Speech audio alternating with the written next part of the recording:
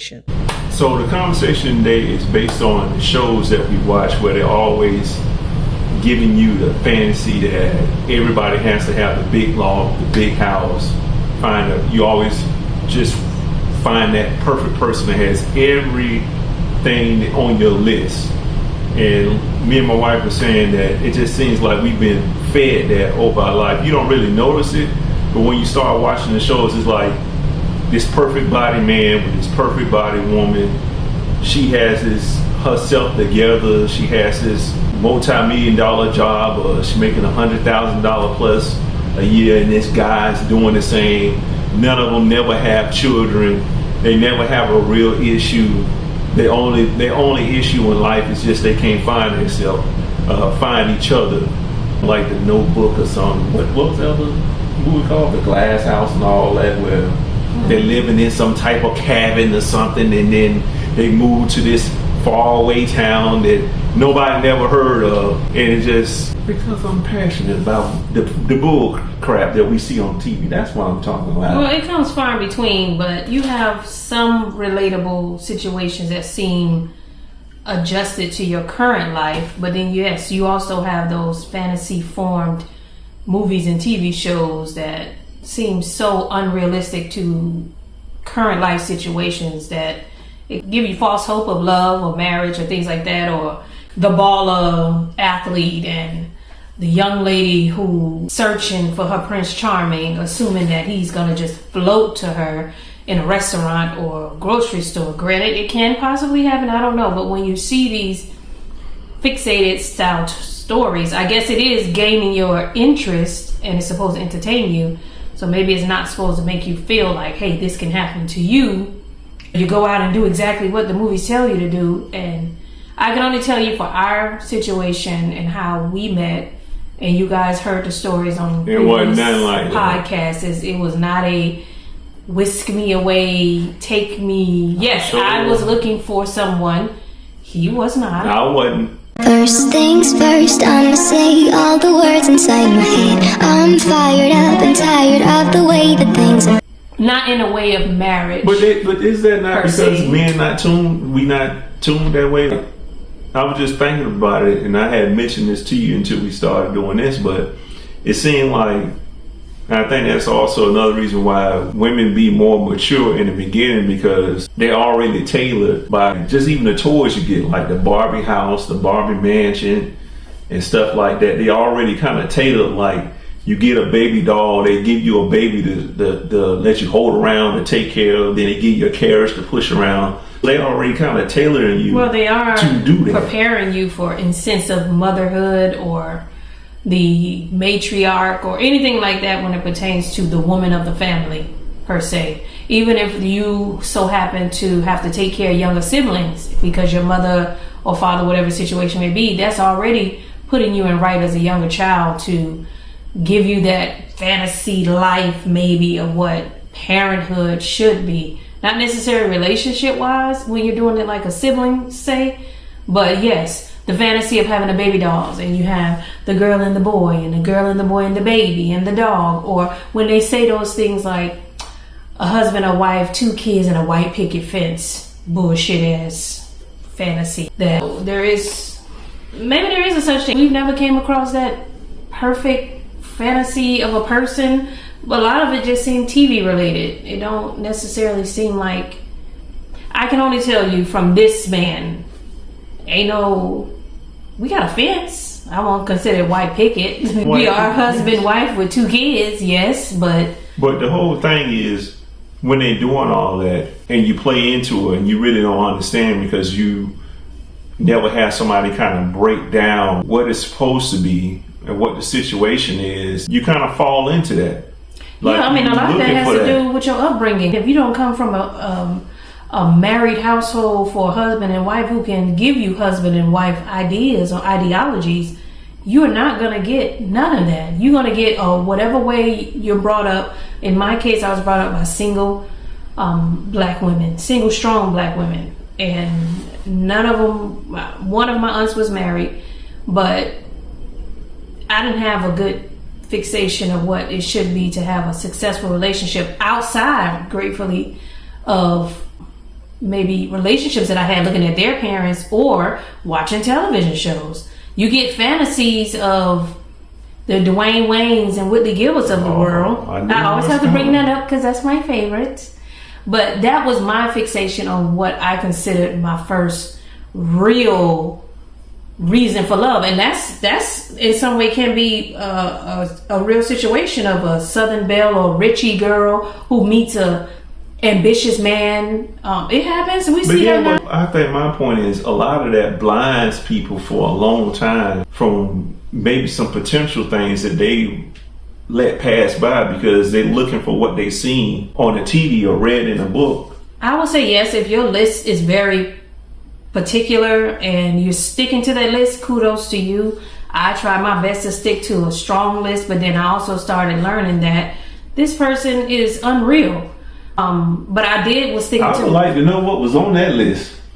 I have to look at old journals because I did write a list for sure. Oh, she had a journal. I used to write in journals back in my college days, but I did create a list because I was even told that when you are serious about whom you're looking for, what you want in life, write it down, make it plain. So that's what I was doing. This is the man I want. This is the build, the look, the texture, the height, the build, the complexion. I did that. I don't think I met none of those.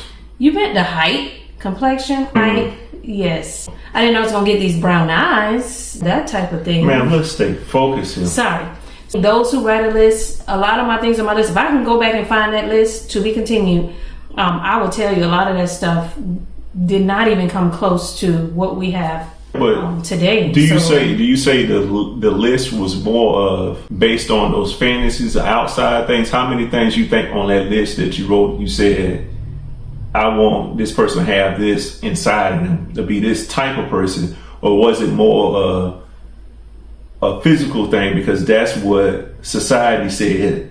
No, it wasn't a physical thing. It was an intellectual thing too, because I wanted him to care for me. I wanted him to show me as first and foremost to protect me. He has to be a protector. I know I wrote that down. I wrote something down of being a businessman but a street dude too, so that having those two-sided coins where he can conduct business but he's also connected with reality and he can communicate with someone at the corner store or someone in a boardroom. That's that. I know I wrote something down of that nature, and I don't know if that's fixated on fantasy or what you may have seen on TV, or it could just be what you desire. And it was just some things that I wanted to see. And maybe my way was my prayer to God of putting it out there in the universe and saying what I wanted to be so real. So what I want to know is what you thought marriage was going to be. Has it been that? Oh, it's been more than that. I think I've been more than blessed with understanding what marriage is for me. Just if you say from what you thought in that fantasy that it would be, has it been that? It's not there all the way because. Okay, so then it went to the physical stuff. Because I can tell you, for me, the marriage ain't been what I thought in my mind was going to be, and not in a bad way. It's just that, like, for me, I had a lot of people that I seen that were married in my family growing up, and you would see things from the outside, but you don't ever see those things behind the door and understand of how much work it had to take for them to make it to 30, 20, 40, 50 plus years of marriage. You just seeing stuff passing by. You never really get the conversation of how much work went into that to get to that point, or how much work it is every day. Right. So what's the point? The point is that was the part I didn't get or understand or was never told. That's the part of the marriage that's been different for me. Excuse me. I'm just thinking that y'all hanging out every day, everything good. You don't know. When you're a kid, you don't really understand. It's bills coming. Well, this person may get sick. All those. Y'all might have a bunch of disagreements or something that y'all. No, that's gonna come about. That come about just a regular boyfriend relationship. You ain't gonna never think just because it's marriage that y'all gonna agree or 100% disagree on everything. In some cases, I didn't think of. I'm not thinking about all that. We ain't two brains, Benjamin. We ain't Siamese twins, so we are going to. But I'm not thinking about all the disagreements and stuff. See, you thinking about it because it don't take it wrong. You were raised up more about single women. I've had more people that were married together, like my granddaddy and great aunts and great uncles, where they've been together so long. I thought my great aunt was my great aunt. I can understand how her and my uncle got together because they seemed, from me and my eyes, they meshed so well. They had to know each other all their life. So Well, those they knew type each of other things- all your life. they knew each other all my life, and the same thing with my grandparents. But then when you get older, then you start remembering little certain things. Not like they never had some big, huge arguments, but there was a slick comment here and there. But still, even between that, I never put in my mind But you know what that's it called may today? be a real disagreement there with some, or What you didn't understand back then as a kid growing up looking at that, now today they call that love language. Or they call that their communication because that's how they communicate. If that's a slick comment here and there, or he throw his hand up or pay her no mind, I think a man will always say, oh, that's my wife. They always claim that the women are the naggers. So it's just probably, why you look at me like that? because it's the truth. Okay, so for you men who out there just consider, See? don't start it, Benjamin, don't start it. Play that flag on the plate. That's right, y'all. But who give us that? Before I got Who give us that? Before I got with you, I had no grades. You a damn lie because them That's grades the came truth. from them children. Them grades ain't started with me. Don't come forward. Don't start it, brown eyes. Do not start it. Because them grades ain't started with me. We done been together way longer, and them grades just start forming maybe in the last 2 years or so. 2.5 years. Just taking all my youth. However, back to the topic at hand. Let us know, what do you guys think about what things you were told growing up in a marriage that you are fixated on? This got to be a part two because I want to see this list. I don't know what the hell is that. You made me throw all the stuff away. Get it. I can't even. You got stuff in the garage that need to be thrown away. You got to journal something. You got to say, well, you got the list. You don't like to throw stuff away like that. You got the list. So we're going to do a part two of this. And we're going to go down the list. And I might even go down some of the stuff on my list. You ain't got no list. Oh, I got a mental list. Mental list from what age? From what age? You just started this mental list yesterday? No.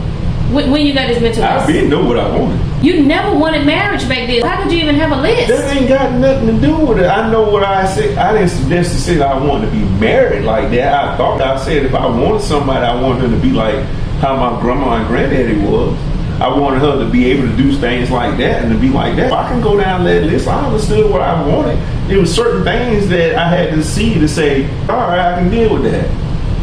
And then some things I'm like, nah, I ain't messing with that at all. We're gonna do a part two, and I guess that's gonna be these lists. Okay. And we're gonna see how different these lists is. 'Cause I already know I'm a couple of strikes off your list for sure.